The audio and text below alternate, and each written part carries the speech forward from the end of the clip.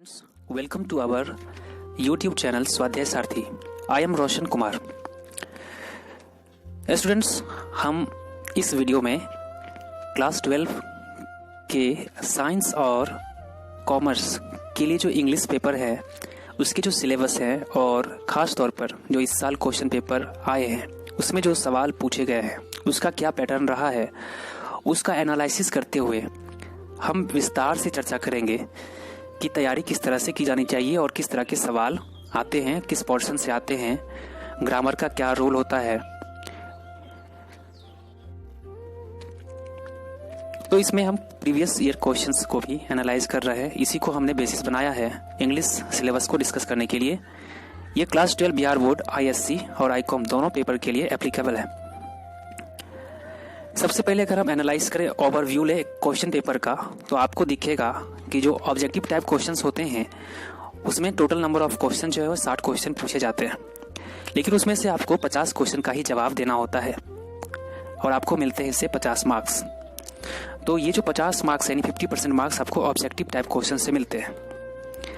उसके बाद subjective type questions हैं जिसमें 32 क्वेश्चन, टोटल क्वेश्चन 32 होते हैं, जिसमें बहुत सारे चॉइसेस होते हैं, आपको इंटरनल चॉइसेस मिलते हैं।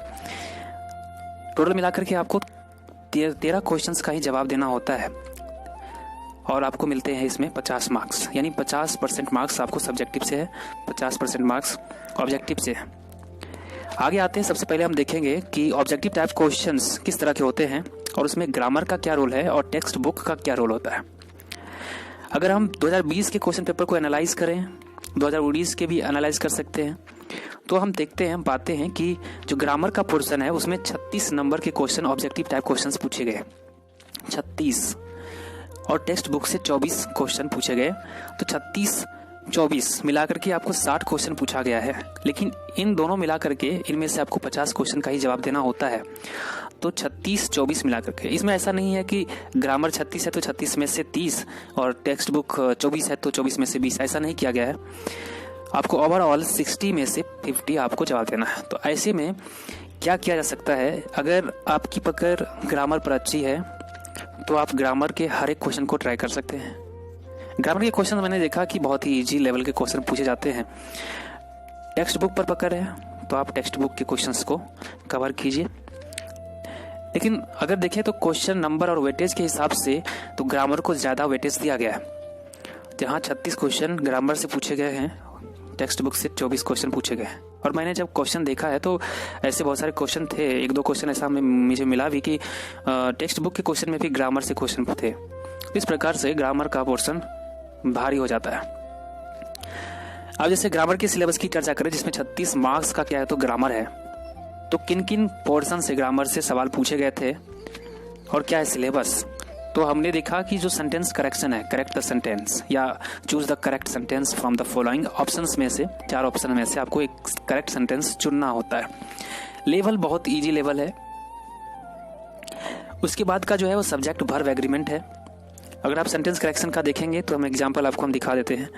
चूज द करेक्ट सेंटेंस, जैसे 4 ऑप्शन था, 4 ऑप्शन में से I am going now, I going now, I gone now, I will going now, इनमें से अगर देखेंगे तो पहला ऑप्शन है I am going now. Now word use किया गया अभी, तो आई विल गोइंग नहीं होगा, नाउ नहीं होगा, नाउ के साथ गोइंग नहीं। आई गॉन नाउ ये तो कोई सेंटेंस ही नहीं बना, आई गोइंग ये कोई सेंटेंस नहीं बना।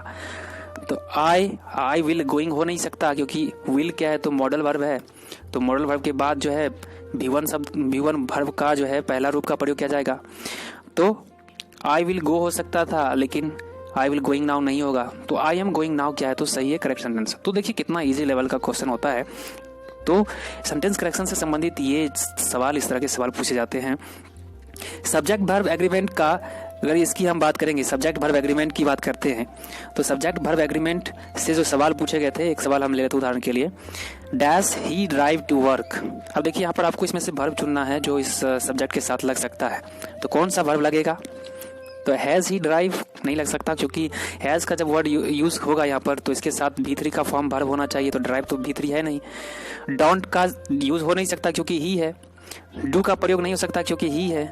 डज का प्रयोग हो सकता है क्योंकि ही 3rd पर्सन सिंगुलर नंबर है, इसके साथ डज का प्रयोग होगा। तो सब्जेक्ट वर्ब एग्रीमेंट तो इसी तरह के आपको सब्जेक्ट वर्ब एग्रीमेंट से या ग्रामर का कोई भी पोर्शन होगा इससे संबंधित हम वीडियो जो है इस चैनल पर मिलते रहेंगे। अब आगे बढ़ते हैं, इसमें है प्रीपोजिशन। तो प्रीपोजिशन का भी क्या है तो बहुत ही इंपॉर्टेंट रोल हो जाता है, इसको हम देखेंगे। प्रीपोजिशन महत्वपूर्ण है, यूज ऑफ प्रीपोजिशन पर आधारित सवाल इसमें पूछे जाते हैं। जैसे एग्जांपल हम देख लेते हैं, he is going dash leave next week.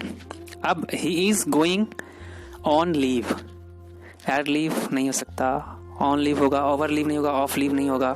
तो प्रीपोजिशन का सही यूज तो ये हमको यहाँ पर सीखना होगा ग्रामर में। प्रीपोजिशन कौन सा प्रीपोजिशन का प्रयोग कब होगा नहीं होगा, तो उस चीज़ को देखना होगा, उसको प्रिपेयर करना होगा।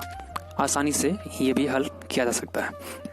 आगे बढ़ें, ऑक्सिलरी वर्ब यानी हेल्पिंग वर्ब्स। इसमें ऑक्सिलरी वर्ब की बात करेंगे तो मॉडल ऑक्सिलरी वर्ब आ जाते हैं उसमें। तो मॉडल ऑक्सिलरी वर्ब से संबंधित सवाल इसमें ज़्यादा पूछे गए हैं ऑक्सिलरी वर्ब के कंसेप्ट से। तो मॉडल ऑक्सिलरी के यूज़ को क्या करना है तो हमें तैयार करना होगा।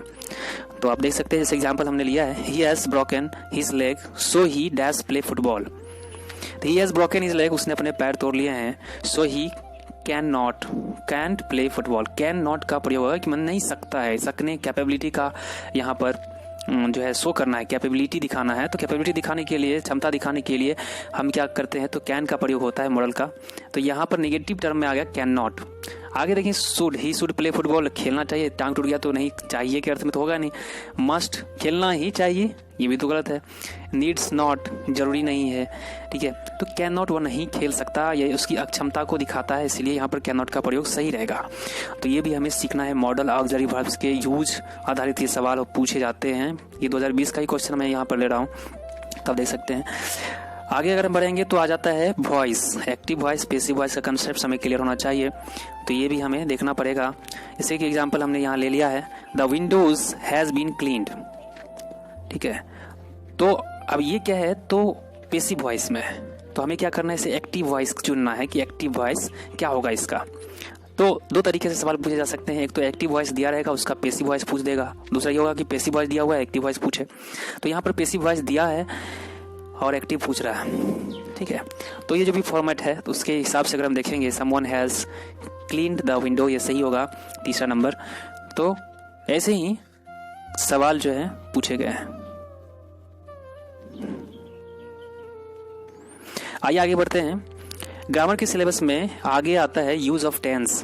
टेंस के अनुप्रयोग पर आधारित, ये नहीं कि टेंस की समझ है तो डेफिनेशन समझ रहे हैं, टेंस की पहचान आइडेंटिफाई कर ले रहे हैं, इससे नहीं है। टेंस की का जो यूज है उसके आधार पर भी सवाल पूछे गए हैं। उसके बाद नरेशन का कंसेप्ट आएगा, जिसमें इनडायरेक्ट, डायरेक्ट स्पीच, ऐसे सवाल होते हैं। Use of article a an और दी का प्रयोग कहाँ करते हैं नहीं करते हैं, इससे संबंधित सवाल पूछे गए हैं। आप एक बार जो है 2020 का क्वेश्चन खुद से देख लीजिए। करेक्ट स्पेलिंग आपको ये चूज करने के लिए भी पूछा जाता है कि इसमें से कौन सा स्पेलिंग करेक्ट है। तो इस तरह के भी सवाल पूछे गए हैं, 1 से 2 क्वेश्चंस होते हैं। वन वर्ड सब्स्टिट्यूशन का सवाल भी होता है कि बहुत सारा एक सेंटेंस टाइप का, एक फ्रेज टाइप का दे दिया है, आपको क्या करना है तो उसके लिए एक वर्ड देना है। तो इस तरह के यहाँ पर सवाल पूछे जाते हैं। आपका ग्रामर सिलेबस लगभग इतना ही है, मिलाजुल के हमने देखा ग्रामर सिलेबस से। तो मेन रूप से आपको सेंटेंस करेक्शन देखना है, सब्जेक्ट वर्ब एग्रीमेंट देखना है, प्रीपोजिशन देखना है, ऑक्सिलरी वर्ब देखना है, वॉइस देखना है, यूज ऑफ टेंस देखने हैं, नरेशन देखने हैं, यूज ऑफ आर्टिकल देखना है, करेक्ट स्पेलिंग देखना है, वन वर्ड सब्स्टिट्यूशन देखना है। इन सब से संबंधित वीडियो जो है हम यहाँ आपको इस चैनल पर मिल जाएगा। और आगे बढ़ते हैं तो जो 24 मार्क्स यानी ऑब्जेक्टिव टाइप की हम चर्चा कर रहे हैं, तो ऑब्जेक्टिव टाइप में जो 24 मार्क्स शेष बचे हैं, 36 मार्क्स की हमने चर्चा कर ली जो ग्रामर पोर्शन में था। अब जो 24 मार्क्स है उसमें टेक्स्ट बुक का सिलेबस आता है। टेक्स्ट बुक्स में जो भी ऑल चैप्टर्स है उसे सवाल पूछे जाते हैं। खासतौर पर ज़्यादातर क्वेश्चन जो होते हैं आपको 4-5 क्वेश्चन 6 इस तरह के ऑथर से संबंधित क्वेश्चन मिल जाते हैं कि इस चैप्टर का ऑथर कौन है। फिर उसके बाद फैक्चुअल क्वेश्चंस भी इसके साथ पूछे जाते हैं। जैसे यहाँ पर एक क्वेश्चन है, the waste land is written by whom. तो द वेस्ट लैंड किसके द्वारा लिखा गया है। जब आप टेक्स्ट बुक पढ़ेंगे तो आपको जो भी चैप्टर है वेस्टलैंड का, तो उस हिसाब से आपको यहाँ पर आंसर मिल जाएगा। तो यहाँ जो क्वेश्चन पूछा जाता है टेक्स्ट बुक ऑथर से संबंधित क्वेश्चन पूछे जाते हैं। तो इस प्रकार से अगर देखिए टेक्स्ट बुक का सिलेबस जो है इसमें सिंपल जो सवाल होगा किस तरह के ऑब्जेक्टिव टाइप क्वेश्चन के लिए तैयार करना है, तो ऑथर से जो भी नाम है उसको एकदम से नोट कर लेना है। फैक्चुअल क्वेश्चन क्या क्या बन रहे हैं, जैसे ईयर से संबंधित क्वेश्चन पूछ देता है कि कौन सी घटना कब हुई, ठीक है। तो कुछ इस तरह से आपको करना है। तो सारे चैप्टर्स का जो टेक्स्ट बुक का सारा चैप्टर्स है उससे इसे आपको सिंपल क्वेश्चंस बनाने हैं, अपने खुद से भी तैयार कर सकते हैं। मैं यहाँ भी वीडियो डालूंगा इससे संबंधित क्वेश्चंस भी, एमसीक्यू का क्वेश्चंस यहाँ भी मैं उपलब्ध कराऊंगा चैनल पर। तो हमने देखा कि 36 मार्क्स का जो ग्रामर है उसका सिलेबस देख लिया, फिर उसके बाद टेक्स्ट बुक में जो सवाल पूछे जाते हैं, किस तरह के सवाल पूछे जाते हैं, संक्षेप में हमने देखा है। आगे चलते हैं और जो इसका सेक्शन बी पार्ट होता है उसमें जो सब्जेक्टिव टाइप क्वेश्चन पूछे जाते हैं और उसका क्या पोर्शन होता है। मैंने जब 2020 के क्वेश्चन को एनालाइज किया है तो हमारे सामने स्क्रीन पर आप देख सकते हैं कि किस तरह के क्वेश्चन पूछे गए हैं। तो पहला जो क्वेश्चन पूछा गया था सब्जेक्टिव टाइप में वो था ऐसे राइटिंग का क्वेश्चन। आपको यहाँ पर 5 ऑप्शंस दिए गए थे, 5 ऑप्शंस में से एक ऑप्शन पर आपको ऐसे लिखना था। 150 से 200 शब्द का रहता है, आपको 8 मार्क्स का क्या है तो इसके लिए दिया जाता है। तो ऐसे राइटिंग से संबंधित ऐसे राइटिंग आपको करना है। तो ऐसे राइटिंग कैसे करते हैं, अभी तो इस चैनल पर पैराग्राफ राइटिंग का वीडियो है, ऐसे राइटिंग का वीडियो भी हम दे देंगे कि इस प्रकार से तो लगभग पैराग्राफ राइटिंग जैसा ही होगा, लेकिन इसका जो लेंथ होता है वो बड़ा होगा, अधिक होगा। तो ऐसे राइटिंग से संबंधित भी वीडियो हम डाल देंगे, ठीक है। उसके बाद ये 8 मार्क्स का है, इसका तो वेटेज अच्छा है, 8 मार्क्स ये एक ऐसे राइटिंग से आ जाते हैं। एक ऐसे राइटिंग का अगर देखेंगे टॉपिक्स तो बहुत ईजी रहता है, आप क्वेश्चन देखिएगा। टू एक्सप्लेन पोएट्री का एक पार्ट दे देगा, उसको एक्सप्लेन करने के लिए कहेगा, 4 मार्क्स का आता है। इसमें भी आपको 4 ऑप्शन रहते हैं, उसमें से एक को ही क्या करना है तो एक्सप्लेन करना है। इसी तरह से प्रोज का भी कोई 2 लाइन दे दिया, आपको क्या करना है तो उसको एक्सप्लेन करना है, तो 4 में से एक को एक्सप्लेन करना है, 4 मार्क्स का ही हो जाता है। फिर आता है लेटर राइटिंग में एक फॉर्मल रहता है, एक ऑप्शन में इनफॉर्मल रहता है। तो फॉर्मल इनफॉर्मल जो है लेटर होते हैं, जैसे कि अगर हम बात करेंगे फॉर्मल लेटर की बात करेंगे तो एप्लीकेशन आते हैं। तो एप्लीकेशन ही सिंपली हमने देखा है, 19 का भी देखा, 20 का भी देखा, तो एप्लीकेशन ही पूछा है। तो एप्लीकेशन सही क्वेश्चन था, स्कूल या कॉलेज के प्रिंसिपल को आप एप्लीकेशन लिखिए। लेकिन इसका थोड़ा डिफरेंट होता है, जो कि 10th लेवल पर हम लिखते थे और जो सब्जेक्ट होता था वो अलग होता था, 5 दिन की छुट्टी वाली नहीं रहती है, यहाँ पर कुछ अलग विषय होते हैं। तो लेटर राइटिंग से संबंधित भी हम वीडियो डाल देंगे ताकि आपको मदद मिल जाए। उसके बाद इसमें एक भी रहता है कि चिट्ठी लिखने वाला कि अपने भाई को चिट्ठी लिखिए, बहन को चिट्ठी लिखिए, उसकी परीक्षा की तैयारी कैसे चल रही है, नहीं चल रही है। तो इससे संबंधित ऑप्शन में ये क्वेश्चन रहते हैं। तो 2 में से एक ही करना होता है, तो आप दो में से कोई तैयार कर लीजिए, तो 5 मार्क्स का ये हो जाता है। फिर हो जाता है क्वेश्चन आंसर।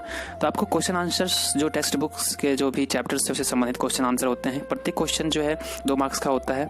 10 में से आपको 5 क्वेश्चंस क्या करना होता है तो सॉल्व करना होता है। तो आपके पास 10 ऑप्शंस होते हैं, 10 में से 5, हर एक के लिए आपको एक ऑप्शन रहता है, चॉइस रहता है। तो 10 मार्क्स का ये क्वेश्चंस टेक्स्ट बुक से पूछा जाता है। उसके बाद समरी आ जाता है, नोट राइटिंग आ जाता है, या फिर मैचिंग या ट्रांसलेशन। ये सभी के सभी क्या है तो एक क्वेश्चन के ऑप्शन से रहते हैं। तो समरी है तो समरी जो है किसी पोएम का दे दिया, किसी या फिर ऐसे प्रोज का समरी दे दिया, समरी लिखो। नोट लिखना है, फिर नोट में भी क्या है तो पोएम या इसी का दे देता है प्रोज से। मैचिंग हो गया तो मैच करने वाला सवाल, या ट्रांसलेशन दे देता है। ऑप्शन में 5 ऑप्शन है, उसमें से आपको 3 का क्या करना है तो सॉल्व करना है। तो समरी राइटिंग कैसे करते हैं, समरी सारांश कैसे लिखते हैं, नोट कैसे लिखते हैं, ट्रांसलेशन जो है वो कैसे बनाते नहीं है। तो ट्रांसलेशन से संबंधित भी एपिसोड यहाँ पर हम अपलोड किया जाएगा, आप उससे मदद ले सकते हैं या फिर आपको आता भी होगा। तो यहाँ से आपको 15 मार्क्स के क्वेश्चंस मिल जाते हैं। 3 क्वेश्चन सॉल्व कीजिए, आपको 15 मार्क्स मिल जाएंगे। तो यहाँ तक का ये हो गया। उसके बाद आगे बढ़ेंगे तो रीडिंग पार्ट आता है, रीडिंग पैसेज या फिर प्रिसाइज राइटिंग लास्ट। अगर रीडिंग पैसेज तो बहुत इजी होता है, आप क्वेश्चंस देखिए, क्वेश्चन पढ़िए और क्वेश्चन के आधार पर जो है पैराग्राफ में ढूंढिए, उसके बाद आपको आंसर वहीं मिल जाता है। ये तो बिहार बोर्ड में जो क्वेश्चन पूछे जाते हैं वेरी सिंपल पूछे जाते हैं रीडिंग पैसेज वगैरह का। तो या तो आप रीडिंग पैसेज कीजिए या फिर प्रिसाइज राइटिंग कीजिए। प्रिसाइज राइटिंग क्या होगा कि संक्षेपण इसको हिंदी में कहते हैं। तो एक पैराग्राफ है, तो अगर मान लेते हैं कि 100 शब्द का है तो उसको आपको 30 से 33 शब्द में कर देना है। तो यही होगा प्रिसाइज राइटिंग। तो 30 से 33 शब्द में कर देने का मतलब ये नहीं होता है कि आप एक सेंटेंस हटा दिए, पॉइंट हटा दिए, ऐसा नहीं होता। आपको ऐसे कई टूल्स यूज करने होते हैं जिसकी मदद से कि जो बातें कही गई वो बातें वहाँ रखनी भी है, साथ ही साथ क्या करना है तो शब्द कम कर देना है। स्टूडेंट्स, हमने क्वेश्चन पेपर एनालिसिस के माध्यम से इंग्लिश पेपर के सिलेबस को जानने का प्रयास किया है। मैं आपसे ये रिक्वेस्ट करूंगा कि आप 2020 का जो क्वेश्चन पेपर है आप उसको गौर से देखें। हो सकता है कि ये आपके फ्रेंड्स के पास ये क्वेश्चन पेपर हो सकता है जो इस बार जो है वो 12th के एग्ज़ाम दिए हैं, वे आपके भैया हो सकते हैं, आपकी दीदी हो सकती है, या फिर आपको यहाँ से एप्लीकेबल नहीं है तो आप नेट से डाउनलोड करके देख लें। तो आपको ये आइडिया मिल जाएगा कि 21 प्रकार के क्वेश्चन पूछे जाते हैं। हालांकि ओवरव्यू जो है हमने दे दिया है कि किस तरह के क्वेश्चंस पूछे जाते हैं, क्या होता है सिलेबस, क्या पोर्शंस होते हैं। आप अगर क्वेश्चन देख लेते हैं खुद से तो आपको एक बेहतर आइडिया मिल जाएगा। फिर आपकी जो तैयारी होगी क्वेश्चन पेपर के लिए बहुत अच्छी हो जाएगी। तो आप जब एग्ज़ाम देंगे या फिर जब आप खुद महसूस करेंगे कि हाँ तैयारी कैसी हुई, तो आपको ये इंटरनल कॉन्फिडेंस महसूस होगा कि बहुत अच्छी तैयारी हो चुकी है। फिर आप जो है जब आपका परिणाम आएगा, रिजल्ट आएगा, तो बहुत ही शानदार परिणाम आएगा। तो पढ़ने का ये एक बेहतर तरीका होता है, जिसमें से ये है कि आप ज़रूर से ज़रूर क्या करें तो क्वेश्चन पेपर देखें। स्टूडेंट्स, अगर आप हमसे जुड़े हैं और आपने चैनल सब्सक्राइब कर दिया तो धन्यवाद। अगर आपने नहीं किया तो आप चैनल सब्सक्राइब कर लें।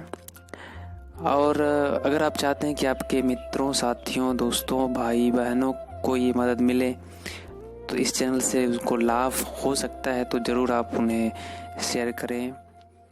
और फेसबुक पर हमसे जुड़े रहने के लिए हमारा एक पेज है √35D एजुकेशन, और एक ग्रुप भी है बिहार बोर्ड क्लास 10 और 12 के लिए, तो आप उससे आप जुड़ सकते हैं, जिसमें भी हम ये क्लास वीडियोस या जो सपोर्टिव होगा वो मोटिवेशनल चीज़ें या फिर गाइडेंस, वो सब चीज़ हम वहाँ उपलब्ध कराएंगे।